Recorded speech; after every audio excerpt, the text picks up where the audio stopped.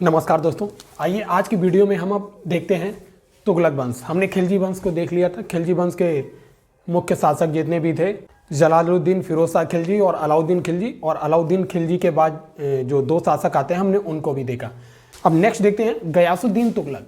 गयासुद्दीन तुगलक जो होता है खिलजी वंश का जो अंतिम शासक था, नासिरुद्दीन खुसरो शाह की हत्या कर देता है। खुसरो शाह की हत्या करने के बाद ये दिल्ली में एक नवीन वंश तुगलक वंश की स्थापना करता है, और ये कराना तुर्क से था, क्योंकि इसका जो फादर था वो कराना तुर्क से था और इसकी मदर जो थी एक जाट महिला थी।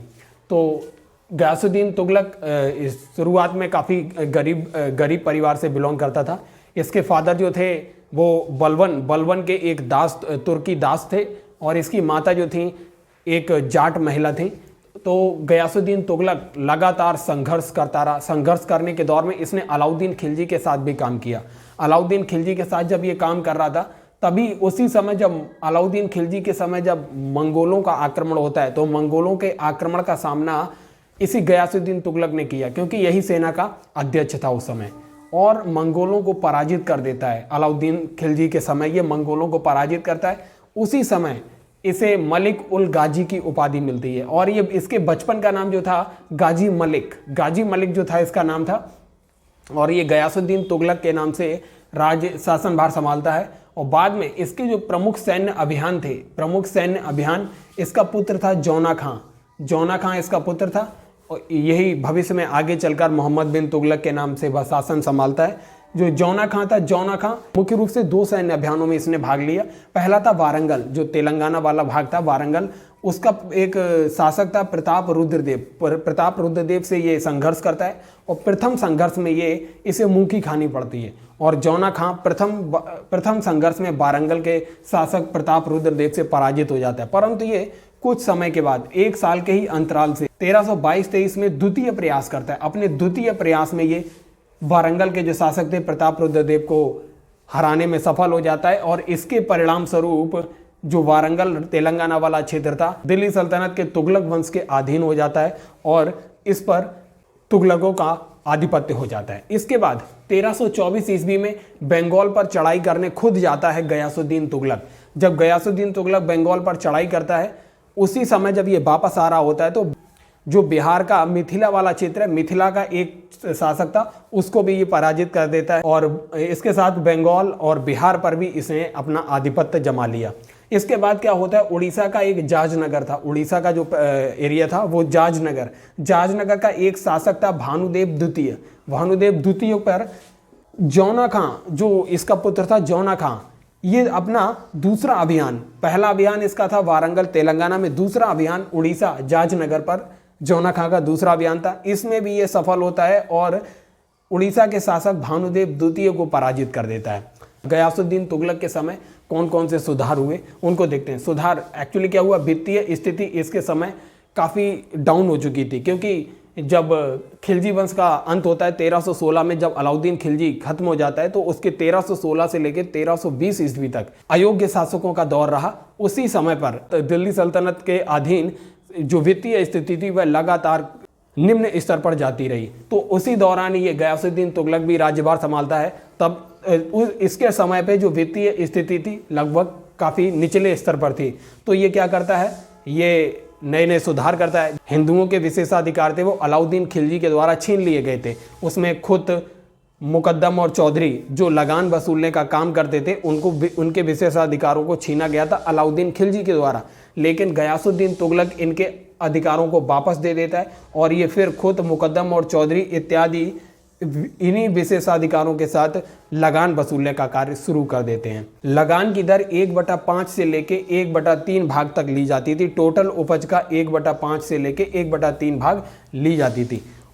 सैन्य व्यवस्था में अलाउद्दीन खिलजी के समय जो सुधार देखे थे, जैसे घोड़े को दागने की प्रथा जो चलाई गई थी, हुलिया, जैसे सैनिकों की हुलिया, आजकल जैसे फोटोग्राफ और फिंगरप्रिंट लिए जाते हैं, उसी समय सैनिकों का हुलिया, रूप, रंग और उसके शरीर का आकार इत्यादि लिखे जाते थे, उसी को हुलिया बोलते हैं। तो ये भी लिखने का काम ये गयासुद्दीन तुगलक ने अलाउद्दीन खिलजी के जो कार्य थे उनको जारी रखा, और इनको और अच्छे व्यवस्थित ढंग से लागू किया, जिससे इसके सैन्य विभाग में काफ़ी सुधार आता है। और फिर धीरे धीरे इसने इसके समय पर डाकघर का भी काफ़ी अच्छा व्यवस्था मिलता है, डाकघर की भी काफ़ी अच्छी व्यवस्था मिलती है। इसने डाकघर के लिए घुड़सवारों की नियुक्ति की थी और इनका जो प्रमुख होता था, मुखिया होता था, उसे बरीद ए ममालिक, डाक विभाग का जो मुखिया होता था उसे डाक ए ममालिक के नाम से जाना जाता था। उसी कुछ समय बाद जब ये बंगाल की विजय करके दिल्ली वापस आ रहा होता है, गयासुद्दीन तुगलक जब बंगाल की विजय करके दिल्ली वापस आता है, तो उसी समय जो जौना खां होता है, जौना खां इसके भव्य स्वागत के लिए दिल्ली के ही समीप एक जगह थी अफगानपुर, वहां पर एक लकड़ी का महल बनवाता है और इसके स्वागत के लिए इस गयासुद्दीन को महल में बुलाता है। ऐसा माना जाता है कि उसी समय हाथियों का एक झुंड आता है और लकड़ी का महल गिर जाता है, उसमें गयासुद्दीन तुगलक और इसका एक पुत्र दबकर मर जाता है और जौना खां बच जाता है। कुछ इतिहासकार ऐसा बोलते हैं कि ये जौना खां की ही चाल थी जो लकड़ी का महल बनवाकर गयासुद्दीन तुगलक की हत्या की गई और राज्य को हड़पने की ये उसकी मंशा थी। तो कुछ इतिहासकार बोलते हैं कि जौना खां के द्वारा ही गयासुद्दीन की हत्या की गई थी, लेकिन इसका इतिहासकारों में मतभेद है, इसलिए इससे क्वेश्चन नहीं पूछे जाते हैं। अब हम देखते हैं कि अगला, जब गयासुद्दीन तुगलक के बाद की मृत्यु के बाद दिल्ली का शासक बनता है जौना खां मोहम्मद बिन तुगलक के नाम से। गयासुद्दीन तुगलक की मृत्यु के बाद मोहम्मद बिन तुगलक जो था 1325 से 1351 तक राजभार संभालता है और मोहम्मद बिन तुगलक जो था इसके बचपन का नाम जौना खां था। मोहम्मद बिन तुगलक के शासनकाल के बारे में हमको जानकारी के जो स्रोत हैं, एक तो जियाउद्दीन बर्नी जो इसी मोहम्मद बिन तुगलक के समय एक इतिहासकार था, उसकी एक किताब है तारीख ए फिरोज शाही, और एक मोरक्को का यात्री था इब्न बतूता। ये भी पूछता है क्वेश्चन कभी कभी कि इब्न बतूता किसके कार्यकाल में भारत आता है। इब्न बतूता मोहम्मद बिन तुगलक के कार्यकाल में भारत आता है। याद रखने के लिए जैसे इब्न बतूता का नाम लेते हैं बिन, तो बिन लगा हुआ है, मोहम्मद बिन तुगलक के नाम में भी बिन लगा हुआ है, तो इससे याद रख सकते हैं। तो मोरक्को के यात्री इब्न बतूता अपना यात्रा वृत्तांत लिखता है और जियाउद्दीन बर्नी तारीख फिरोज शाही, इन दोनों के माध्यम से मोहम्मद बिन तुगलक के कार्यकाल के बारे में हमें काफ़ी जानकारी मिलती है। तो आइए देखते हैं दरअसल होता क्या है। जो खुसरो शाह था, खिलजी वंश का अंतिम शासक खुसरो शाह था, उसके समय में ये मोहम्मद बिन तुगलक जो था शाही घोड़े का मुख्य पदाधिकारी था और इसके जो पिता थे गयासुद्दीन तुगलक खिलजी वंश के समय सैन्य विभाग के अध्यक्ष हुआ करते थे।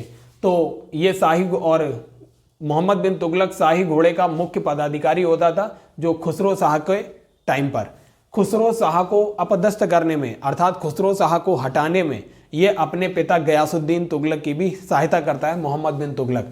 और जब इसका पिता गयासुद्दीन तुगलक शासक बनता है तो तब इसको उत्तराधिकारी बनाता है। गयासुद्दीन तुगलक मोहम्मद बिन तुगलक को अपना उत्तराधिकारी नियुक्त करता है। उसी क्रम में गयासुद्दीन तुगलक अपने पुत्र को उलूग खां की उपाधि देता है। ये कई बार एग्जाम में पूछता है कि किसको उलूग खां की उपाधि दी गई, तो मोहम्मद बिन तुगलक को उसके पिता के द्वारा उलूग खां की उपाधि दी जाती है।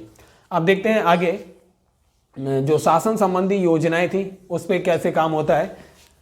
जैसे हम इसके शासन संबंधी योजनाओं को मोहम्मद बिन तुगलक के जो हम एक ट्रिक से याद रखेंगे, दो रस खुराक के माध्यम से याद रहेगा। दो से इसने दोआब क्षेत्र में कर वृद्धि कर दी, रा से हो जाएगा राजधानी में परिवर्तन किया, सा से हो जाएगा सांकेतिक मुद्रा टोकन मनी का भी इसने प्रचलन किया।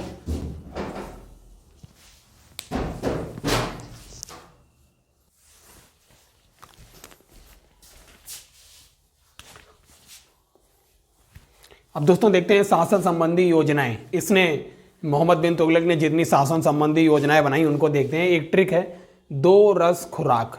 इस ट्रिक के माध्यम से आपको पूरा याद हो जाएगा। दो से इसने दोआब के क्षेत्र में कर वृद्धि की, रा से हो जाएगा राजधानी में परिवर्तन किया, दिल्ली से देवगिरी, बाद में इसका देवगिरी का नाम बदल के दौलताबाद रख देता है, और सा से होता है सांकेतिक मुद्रा का इसने टोकन मनी का प्रचालन किया, और खुरा से हो जाएगा खुरासन पर आक्रमण किया। खुरासन पर आक्रमण करने का इसका मेन रीजन था, एक था व्यक्ति तरमासरिन और दूसरा था मिस्र का सुल्तान और खुद था ये मोहम्मद बिन तुगलक। इन तीनों ने मिलके मध्य एशिया का भाग था खुरासन, उस पर आक्रमण करना चाहा, लेकिन वहाँ पे राजनीतिक परिवर्तन हो गए और इस वजह से खुरासन पर आक्रमण इसका विफल हो जाता है। इसी खुरासन के आक्रमण के लिए इसने 3,70,000 सैनिकों की सेना तैयार की थी और उनको 1 वर्ष का एडवांस पेमेंट कर दिया था। जब ये खुरासन का अभियान असफल हो जाता है तब इसको बहुत वित्तीय हानि होती है। फिर इसके बाद होता है खुराक, का होता है लास्ट में का, तो इस का से था कराचिल का सैनिक अभियान।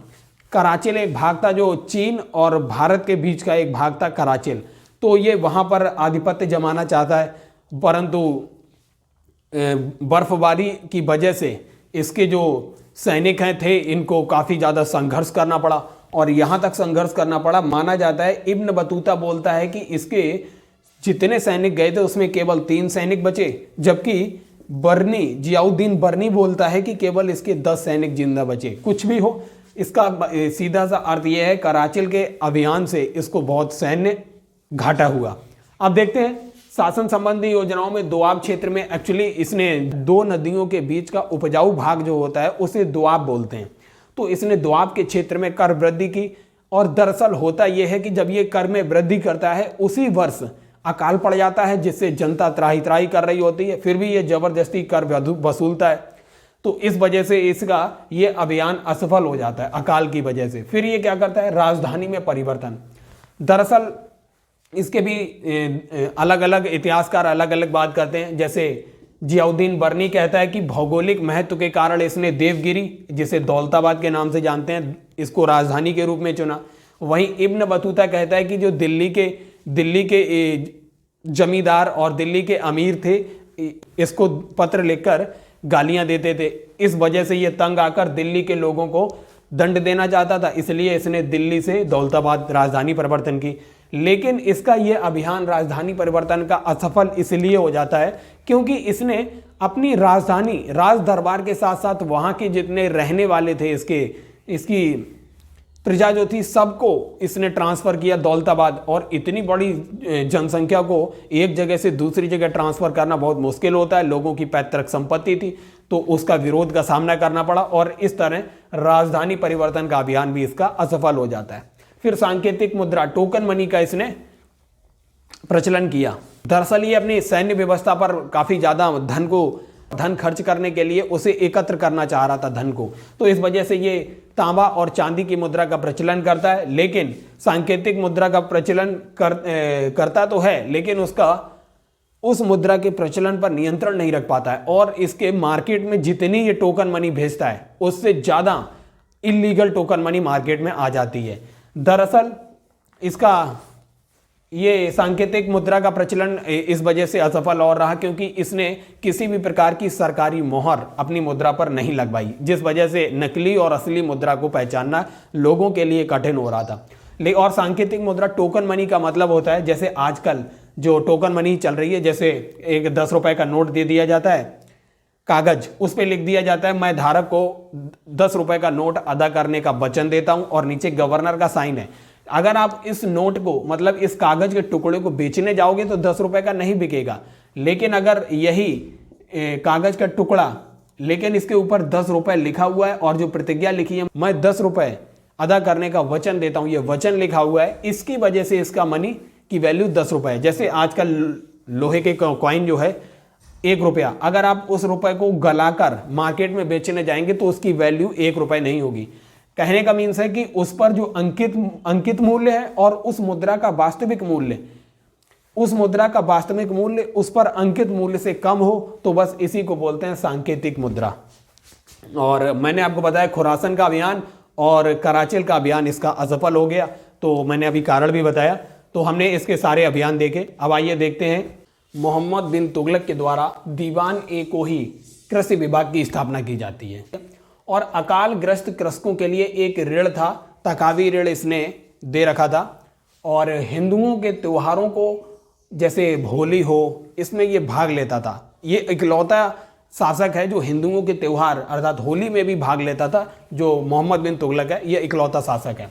दिल्ली सल्तनत में सर्वाधिक जो विद्रोह हुए दक्षिण भारत में अगर गिना जाए तो लगभग 22 और कुछ इतिहासकार बोलते हैं लगभग या कि 27 विद्रोह तो अकेले दक्षिण भारत से हुए और दिल्ली सल्तनत में सर्वाधिक विद्रोहों को झेलने वाला ये मोहम्मद बिन तुगलक शासक था।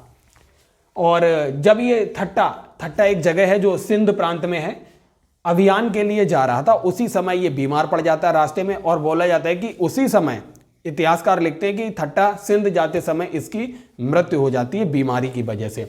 तब बदायूनी जो था एक इतिहासकार, बदायूनी इसकी मृत्यु पर लिखता है कि सुल्तान को अपनी प्रजा से और प्रजा को अपने सुल्तान से मुक्ति मिल गई। तो ये स्टेटमेंट भी पूछता है किसका स्टेटमेंट और किसके लिए, तो बदायूनी का स्टेटमेंट है मोहम्मद बिन तुगलक के लिए। विद्वानों ने उसे भाग्यहीन आदर्शवादी की उपाधि दी गई है। जो मोहम्मद बिन तुगलक था, बहुत से विद्वान उसको बोलते हैं कि वह भाग्यहीन आदर्शवादी, वो आदर्शवादी व्यक्ति था। उसने जितने भी अभियान चलाए चाहे और उसकी जितनी भी योजनाएं थी, दोआब क्षेत्र में कर वृद्धि, राजधानी का परिवर्तन और टोकन मनी, लगभग सारी पढ़ी लिखी व्यक्तियों की उसने शासन संबंधी कार्य चलाए, लेकिन एक भी कार्य उसका सफल नहीं हो पाया। इसलिए उसको इतिहासकार बोलते हैं कि वह भाग्यहीन आदर्शवादी था, और कुछ इतिहासकार बोलते हैं कि वह निर्दयी था। उसको रक्त पिपासु की उपाधि दी जाती है, वह धर्म भ्रष्ट व्यक्ति था, इतिहासकार ऐसा भी बोलते हैं। दरअसल जब ठट्टा सिंध जाते समय उसकी बीमारी से मृत्यु हो जाती है, बहुत से इतिहासकार ऐसा लिखते हैं जब मोहम्मद बिन तुगलक की मृत्यु होती है, वह उससे पहले फिरोज शाह तुगलक, ये जो था उसका चचेरा भाई था फिरोज शाह तुगलक, इसको वह अपना उत्तराधिकारी मान चुका था, उत्तराधिकारी घोषित किया था। तो बहुत सारे अमीर थे और दरबारी थे, उन्होंने फिरोज शाह तुगलक के सपोर्ट में मत दिया और फिरोज शाह तुगलक अगला शासक बन जाता है, जो 1351 में शासक बनता है और 1388 लगभग 40 सालों तक ये राज्य करता है। मोहम्मद बिन तुगलक के समय वित्तीय व्यवस्था बहुत कमजोर स्थिति में थी, राजकोष में धन नहीं था। तो इस वजह से फिरोज शाह तुगलक जब शासनभार संभालता है तो सबसे पहले वह अपने राजस्व की पूर्ति करने के लिए, राजकोष को भरने के लिए विभिन्न कदम उठाता है। तो विभिन्न कदमों में वो क्या करता है, भू राजस्व की दर को 1/3 से 1/5 कर देता है कि जिससे ज़्यादा से ज़्यादा लोग कर दे सकें और कर संग्रह ज़्यादा हो सके। और ये ब्राह्मणों पर भी जजिया कर लगाने वाला सल्तनत, भारत का इकलौता ऐसा मुस्लिम शासक है जो ब्राह्मणों पर भी जजिया कर लगाता है, फिरोज शाह तुगलक। ये 24 प्रकार के जितने बहुत मुश्किल से मुश्किल कर थे, जिसमें कि घरी एवं चराई कर, घरी कर जो होता था वो गृह कर होता था, और चराई कर जो चारागाह भूमि पे टैक्स लिया जाता था, उसको मिला के इसने 24 प्रकार के कठिन करों को खत्म कर दिया और केवल 4 प्रकार के कर वसूले जाते थे। खराज जो भूमि कर होता था वो लिया जाता था। खुम्स, दरअसल खुम्स एक लूट का माल होता था, लूट कर लेके आया जाता था, वो माल होता था। और जो उसमें अलाउद्दीन खिलजी इस खुम्स को 20% सैनिकों को देता है, 80% राज्य को देता है, लेकिन फिरोज शाह तुगलक 80% सैनिकों को दे देता है, 20% राज्य के हिस्से में लेता है।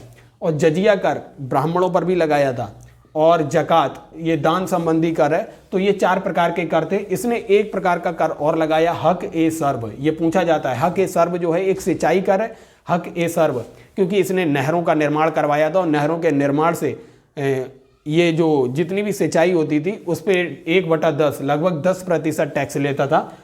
सिंचाई कर है, हक ए सर्व। सिंचाई के लिए इसने लगभग 11 नहरों, दिल्ली और हरियाणा के क्षेत्र में लगभग 11 नहरों का निर्माण करवाता है ये, और उन्हीं से सिंचाई की जाती थी।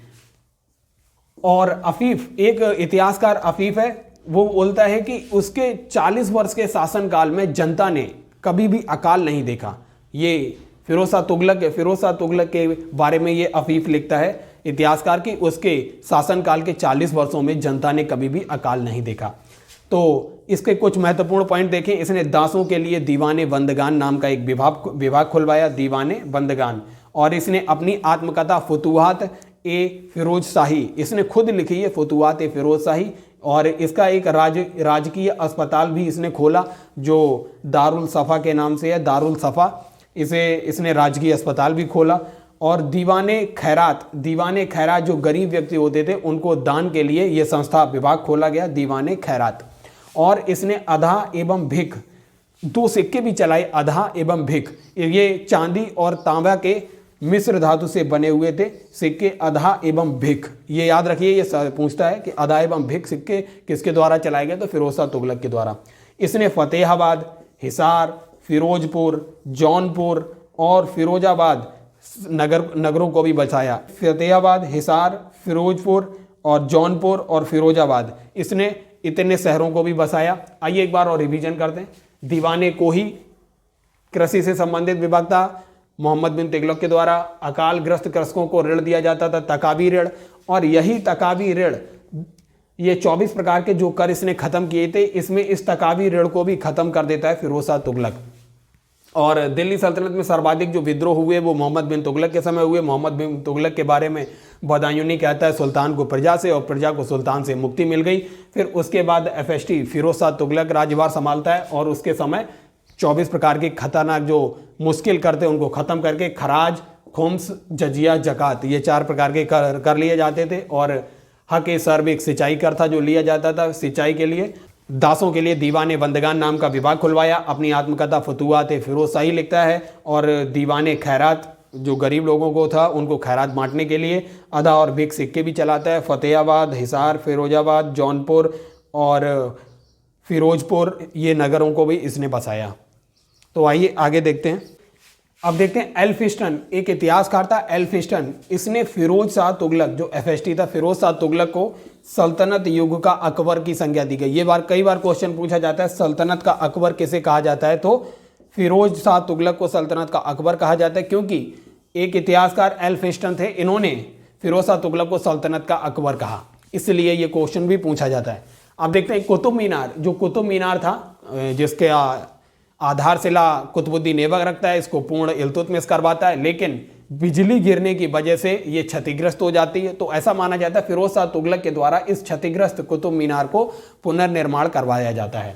तो उत्तराधिकारी के रूप में देखते हैं, फिरोज शाह तुगलक के उत्तराधिकारी जो थे तुगलक शाह द्वितीय, ये उसका उत्तराधिकारी बनता है। फिर इसके बाद अबू बकर जो होता है ये इसके बाद नया शासक बनता है। फिर मोहम्मद शाह और सबसे लास्ट में नासिरुद्दीन महमूद शाह ये शासक बनता है। नासिरुद्दीन महमूद शाह से एक इंपॉर्टेंट प्रश्न ये है कि इसके समय में 1398-99 में जो समरकंद का शासक होता है, एक समरकंद का शासक तैमूर लंग, इसका भारत पर आक्रमण होता है। ऐसा माना जाता है कि नासिरुद्दीन महमूद शाह उस समय दिल्ली छोड़कर भाग जाता है और जब 1405 ईस्वी में तैमूर लंग की मृत्यु हो जाती है तब ये नासिरुद्दीन महमूद शाह दिल्ली वापस लौट कर आता है। तो इस तरीके से हमने देखा तुगलक वंश। अब हम तुगलक वंश का एक बात है 1320 से 1414 लगभग 94 वर्षों तक इसका शासनकाल रहा और माना जाता है कि सल्तनत के युग में सबसे अधिक समय तक राज्य करने का श्रेय तुगलकों को जाता है। तुगलकों के बाद फिर अब हम देखेंगे आगे सैयद वंश की स्थापना किस तरीके से होती है। खिज्र खां जो होता है, खिज्र खां सैयद वंश की स्थापना करता है, दौलत खां को हराकर दौलत खां को परास्त कर देता है और दिल्ली सल्तनत पर एक नए वंश की आधारशिला रखता है, सैयद वंश। खिज्र खां इसका संस्थापक है। तो सैयद वंश को आने वाली वीडियो में देखेंगे। इस तरीके से वीडियो देखते रहिए और चैनल को सब्सक्राइब और वीडियो को लाइक एंड शेयर करते रहिए। Thank you.